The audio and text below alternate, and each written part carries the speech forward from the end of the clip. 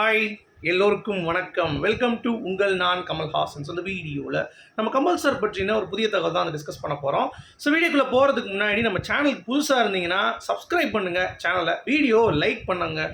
Like பண்ண மாட்டீங்க. ஏன்னா லைக் ஏன் கேட்குறேன் அப்படின்னா, நிறைய பார்வையாளர்களுக்கு இந்த வீடியோ ரெக்கமெண்ட் ஆகும். நிறைய கமல் ரசிகர்கள் இந்த வீடியோ சேர்ந்து அவங்களும் சப்ஸ்கிரைப் பண்ணுவாங்க. எல்லோரும் ஒன்றாக இணைந்து ஒரு நல்ல ஒரு வியூஸும் நமக்கு கிடைக்கும், சேனலும் சீக்கிரம் வளரும் அப்படின்றதுனால அதை கேட்குறேன். கண்டிப்பாக நீங்கள் பண்ணிடுங்க. இப்போ நம்ம வீடியோக்குள்ளே கண்டிப்பாக போகலாம். முதல் டாப்பிக்கே தக் லைஃப் தான். தக் லைஃப் மார்ச் எண்டில் ஒரு அப்டேட் வரப்போகுது, ஃபஸ்ட்டு சிங்கிள் வரப்போகுது அப்படின்ற மாதிரி ஒரு பக்கம் இருந்தாலும், இன்னொரு பக்கம் பார்த்தீங்கன்னா மணிரத்னம் அவர்கள் தியேட்டர்ஸில் ஒரு ப்ரிவியூ ஷோ புக் பண்ணி அவரோட அசிஸ்டண்ட்டுக்கு மட்டுமே படத்தை போட்டு காமிச்சிருக்காரு. அவர் ரொம்ப ரொம்ப ஹாப்பியாக இருக்கார் மணிரத்னம் அவுட்புட்டில் அப்படிங்கிற தகவல் தான். என்னடா அது படம் இன்னும் பேட்ச் ஒர்க் இருக்குது அப்படி இப்படின்னு சொன்னால் கூட முடிஞ்சிருச்சு கம்ப்ளீட்டாக எல்லாமே. எல்லாமே ரெடி. ஃபைனல் கட்டுக்கு முன்னாடி ஒரு கட்டை ப்ரீவியூ தேட்டரில் பார்த்துருக்காங்க. மணிரத்னம் ரொம்ப ரொம்ப ஹாப்பி அவுட்புட்டுக்கு. ஏஆர் ரஹ்மான் அவர்களும் பார்த்தீங்க அப்படின்னா பார்த்துட்டு அந்த படத்தை மிகைப்படுத்தி சொல்லியிருக்காரு. இந்த மாதிரி நான் ரொம்ப என்ன சொல்கிறது, சாங்ஸுக்காக ஒரு பேட்டர்னில் நான் எப்பயுமே ஒர்க் பண்ணுவேன். அந்த பேட்டர்னை உடச்சி இந்த படத்துக்கு நான் சில விஷயங்கள் பண்ணியிருக்கேன் அப்படின்ற மாதிரி அவரும் சொல்லியிருந்தார். ஏற்கனவே ஒரு இன்டர்வியூ பார்த்துருக்கோம். அவருடைய இம்பேக்டும் இந்த படத்தில் மிகப்பெரிய ஒரு பலமாக இருக்கும் அப்படின்றத நம்ம நம்பலாம்.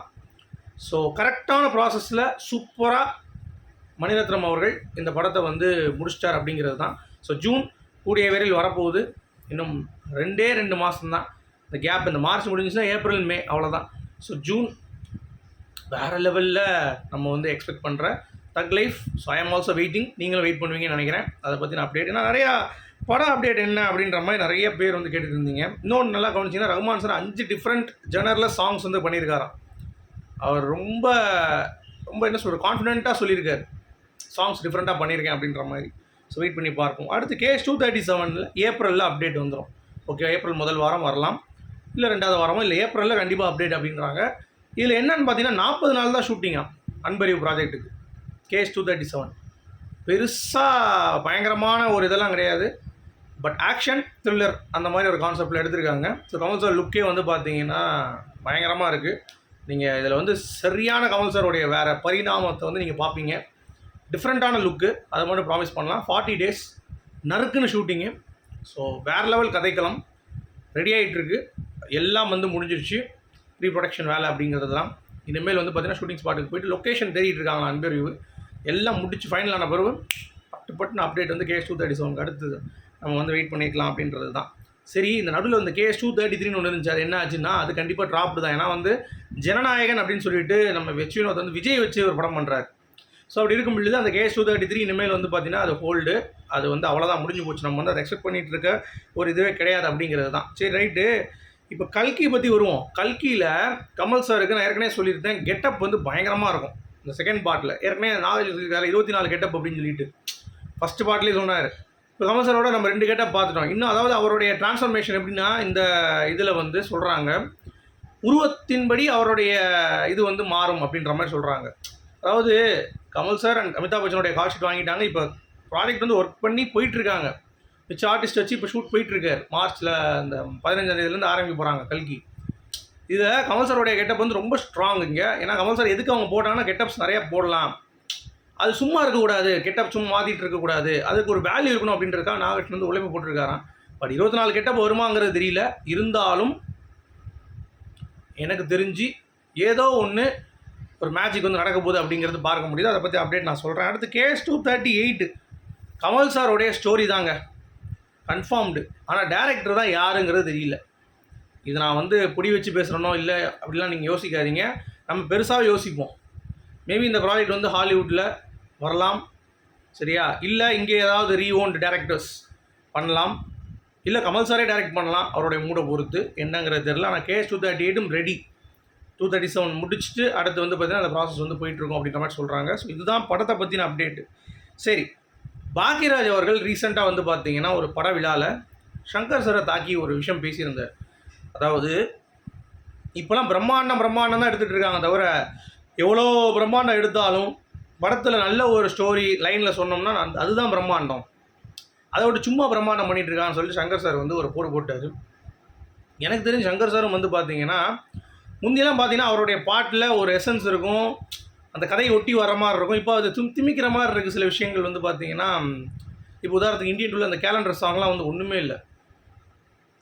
இந்த மாதிரி நம்ம சொல்லிட்டே போகலாம். அது சாங்காகவே சும்மா செலவு பண்ணி வேஸ்ட்டாக வந்து பார்த்தீங்கன்னா எடுக்கிற மாதிரி இருக்குது. அதை பாக்கியராஜ் அவர் நல்லா சுற்றி காட்டினார். ஆனால் சங்கர் சாருக்கு அது புரியணும்ல. ஏன்னா கமல் சார் தான் சொன்னது இந்தியன் 2, இந்தியன் 3 இந்த ரெண்டையும் வந்து பார்த்தோன்னா ஒன்றா கிளப் பண்ணாதீங்க, தயவு செஞ்சு கிளப் பண்ணிடுங்க, இது வந்து கிளப் பண்ணாமல் நீங்கள் ரிலீஸ் பண்ணாதீங்கன்ற மாதிரி கமல் சார் தான் சொல்லியிருந்தார். ஒரே இதாக போட்டுருங்கன்ட்டு. சங்கர் சார் லைக்காக வந்து வேறு மாதிரி பிளான் பண்ணி அதை சொதப்பிடுச்சு. அது ரொம்ப அழகாக வந்து பார்த்தீங்கன்னா சொல்லியிருக்காரு. பட் சங்கர் சாருக்கு அது புரியுமா அப்படிங்கிறது தெரியல.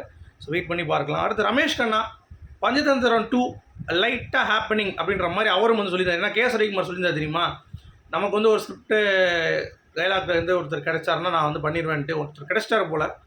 ஏன்னா கமல் சார் கிரேசி மோன் அளவுக்கு இல்லைனாலும் பஞ்சதந்திரம் 2 இஸ் ஹேப்பனிங் அப்படின்ற மாதிரி தான் ரமேஷ் கண்ணாவும் வந்து ரீசெண்டாக சொல்லியிருக்காரு. பட் அது மெட்டீரியலைஸ் ஆகுமாங்கிறது தெரில. இந்த மாதிரி பிரபஞ்சத்துக்கிட்ட நம்ம வந்து அனுப்புவோம். ஏன்னா கமல் சார் ஒரு முழுநீள காமெடி படம் பண்ணி அவர் வந்து நிறைய விஷயங்கள் பண்ணணுன்ற ஒரு ஆசை இருக்குது எனக்கு. அது நடக்குதாங்கிறத பார்ப்போம். Let's pray. பட் இந்த ஒரு டிஸ்கஷன் போயிட்டுருக்கு. கேஎஸ் ரவிக்குமார், ரமேஷ் கண்ணா கூட அவரோட அசிஸ்டண்ட் தான், அவங்களுக்கு தெரியும். ஸோ அவரும் இதை வந்து பேசியிருக்காரு அப்படிங்கிறப்ப வெயிட் பண்ணுவோம் எப்படி இருக்குன்ட்டு. அதே மாதிரி ஈசனில் நடித்த சுஜாதா அவர்கள் சப்பானி கேரக்டர் அப்போ கமல் சார் வந்து பார்த்தீங்கன்னா சப்பானின்னு சொல்லும்போது சரியான கோவம் வந்துச்சு. எல்லாம் அடிக்கலாம் போயிட்டேன். ஆனால் வந்து அப்போ தான் யோசித்தேன் நான், ஆஹா சப்பானி கேரக்டர் இல்லை அப்படின்ற மாதிரி. இதே மாதிரி சைலஜா சிங்கர் அவங்களும் வந்து பார்த்தீங்கன்னா பேசியிருப்பாங்க. சாகர சங்கம் படத்தில் டான்ஸ் ஆடுறதுக்கு பயந்துட்டு கமல் சார் கூட அப்புறம் தத்தி ஆடி கடைசி பாலு அப்படின்ற கேரக்டர் வந்து தான் நீ வந்து திட்டுற, கமல் சார் திட்டுற மாதிரி ஒரு காட்சி இருக்குமா, அந்த பாலுங்கிற கேரக்டர் தான் கமலை நீ திட்டுற அப்படின்ற மாதிரி மனசில் வந்து கொஞ்சம் அவங்களுக்கு கான்ஃபிடென்ட் கொடுத்துருக்காரு. ஸோ அந்த மாதிரி ஒரு ஆர்டிஸ்ட் கமல் சார் அப்படிங்கிறது தான். சரி இதெல்லாம் விடுங்க. மாற்றுத்திறனாளி கூடைப்பந்து போட்டி அதில் வந்து வீராங்கனை மாலதி ராஜா அவர்கள் ரொம்ப மாதிரி பேசியிருந்தாங்க உருக்கமாக. என்னென்னா எங்களை டிமோட்டிவேட் தான் பண்ணாங்க, நீங்கள் என்ன பண்ண போகிறீங்க அப்படி இப்படின்ட்டு. நான் கமல் சார் தான் கேட்டுட்டு உங்களுக்கு என்ன ரெக்குயர்மெண்ட்னு சொல்லி அந்த 5 பேருக்கு வீல் சேர் வாங்கி கொடுத்து அந்த கூடைப்பந்தை வந்து விளையாட சொல்லியிருக்காரு. ஸோ என்ன ஒரு விஷயம் பாருங்களேன். ஏன்னா கமல் சார் சினிமாவில் மட்டும்தான் அப்படின்ற மாதிரி சொல்கிறாங்க, உதவிகள் தெரியலன்றாங்க. ஆனால் எவ்வளோ உதவிகள் நம்ம சொல்லி எவ்வளோ இருக்குது, அப்போ தெரியாமல் எவ்வளோ இருக்கும். இதுவே நம்ம வந்து பிரேக் பண்ணி உள்ளே போய் பார்த்ததில் இவ்வளோ விஷயம் வருது. அப்போ தெரியாமல் எவ்வளோ உதவிகள் கமல் சார் செய்வார் அப்படின்றது ஒரு விஷயம் இருக்குல்ல. அதெல்லாம் வந்து வியப்பாக இருந்தது எனக்கும் அப்படிங்கிறது தான். அடுத்து பாலிவுடோடைய மியூசிக் டைரக்டர் ஷேகர் ரப்ஜானி அவர் வந்து பார்த்தீங்கன்னா கமல் சார் கூட கண்டிப்பாக ஒர்க் பண்ணணுன்ற ஒரு ஆசையில் இருக்காராம். சரிங்களா, கேராம் படம் பார்த்து பயங்கர இன்ஸ்பயர் ஆகிட்டாராம். ப்ளஸ் கமல் சார் ஒரு செம்ம ஆக்டரு. இந்த மாதிரி ஆக்டிங் நான் பார்க்கவே இல்லை. ஒரு புஷ்பக்கு அந்த படத்தெல்லாம் மிரட்டியிருப்பார். எனக்கு அவர் கூட ஒரு படத்துக்கு மியூசிக் பண்ணணும் அப்படின்ற மாதிரி அவர் வந்து ஒரு தலைமையாக கேட்டிருக்காரு. நடக்குதா அப்படிங்கிறத பார்ப்போம். அப்புறம் மக்கள் நீதி மையம் சார்பில் எழும்பூரில் இ சேவை முகாம் இன்றைக்கி நடைபெற்றது. என்னப்பா அரசியல் திடீர்னு நியூஸ் வருதுன்றீங்களா? ஆக்டிவாக இருந்தால் கண்டிப்பாக நானும் நியூஸ் பண்ணுவேன். அதனால் அதை பற்றி நீங்கள் வந்து ஒரி பண்ணிக்காதீங்க. ஸோ இ சேவை அப்படிங்கிறப்ப மக்கள் நீதி மையத்தில் சேர்றவங்க சேரலாம். அப்புறம் அதை எப்படிலாம் வந்து கலெக்ட் பண்ணி என்னென்ன பண்ண போகிறாங்க அப்படின்ற அந்த ஒரு விஷயமும் இருக்குது. ஸோ அந்த மாதிரிலாம் இன்றைக்கி வந்து நடந்திருக்கு. ஸோ அதற்கு ஒரு வாழ்த்துக்கள் சொல்லிக்கலாம். ஓகேவா. அடுத்து லேனா தமிழ்வாணன் அவர்கள் ஒரு விஷயம் பேசியிருக்காரு. என்னன்னா மையம் பத்திரிகை நடத்துகிறப்ப கமல் சார் வந்து கூப்பிட்டுருக்காரு அவரை. கிட்டத்தட்ட கோயம்புத்தூரில் வந்து 65,000 பேராம் மிரண்டாராம். அப்படி இருந்தும் கமல் சார் வந்து அவர் தனியாக கூப்பிட்டு வந்து நீங்கள் எப்படி இருக்கீங்க, சாப்பிட்டீங்களா, வரீங்களா அப்படின்ற மாதிரி விசாரித்தது அப்படிங்கிறது தமிழ் பண்பு அப்படின்றத ரொம்ப அருமையாக சொல்லியிருந்தார். கமல் சார் தான் சும்மாவா அப்படின்ற மாதிரி தான் நம்மளும் சொல்லி ஆகணும். வேறு லெவல். அடுத்து குட்டி பத்மினி அவர்கள் தக் லைஃபுக்கு பயங்கரமாக வெயிட் பண்ணுறாங்களாம். அதுவும் கமல் சார் டெக்னிக்கலி சவுண்டு, சிலம்பரசனும் அவருக்கு ஈக்குவலாக வந்து பார்த்தீங்கன்னா கொஞ்சம் சினிமா நாலேஜ் உள்ளவர். 2 பேர் என்ன மேஜிக் பண்ணியிருக்காங்க அப்படின்றதில் பார்க்குறதுல நான் ரொம்ப ஆர்வமாக இருக்கேன் அப்படின்ற மாதிரி வந்து பார்த்தீங்கன்னா பேசியிருக்காங்க. அப்புறம் இந்த ஆர்த்தி அஸ்வின் சொல்லிட்டு சப்தம் படத்தில் ஒருத்தவங்க மேக்கப் போட்டாங்க ப்ராஸ்தட்டிக். அது கமல் சார் தனியாக கூப்பிட்டு வச்சு அந்த பொண்ணை பாராட்டியிருக்காங்க. பரவாயில்ல நீங்கள் நல்லா பண்ணியிருக்கீங்க அப்படின்ற மாதிரி. அது அவங்களுக்கு இன்ஸ்டா போஸ்ட்டில் போட்டிருந்தாங்க. அது ரொம்ப ஹாப்பியாக இருந்தது எனக்கு. அவ்வளவு கமல் சார்னால தான் நான் இதை பண்ணணும், அவர் எவ்வளோ கஷ்டப்பட நினச்சிட்டு இருந்தேன். ஆனால் அவர்கிட்ட இந்த பாராட்டு வரும் பொழுது எனக்கு ரொம்ப ஹாப்பியாக இருக்குது அப்படின்ற மாதிரி அவங்க சொல்லியிருக்காங்க. So that is good. அடுத்து இந்த மகளிர், இது வந்து ரொம்ப முக்கியமான ஒரு அப்டேட்டுங்க. என்ன அப்படின்னா ரத்த தானம் 36 ஆண்டுகளுக்கு முன்பு 1987 நான் பிறந்த வருஷம் அது. அப்போ இருந்தே கமல் சாருக்கு மகளிர் ரத்த தானம் பண்ணியிருக்காங்க. அப்போது யோசிச்சு பாருங்கள், சமைக்கிறது மட்டும் பெண்கள் கிடையாது. அந்த டைம்லேயே இறங்கி வந்து இதெல்லாம் பண்ணியிருக்காங்கன்னா பெரிய விஷயம் தானே. ஸோ உங்களுடைய கருத்துக்கள் மீண்டும் அடுத்த சந்திப்போம். அது வரைக்கும்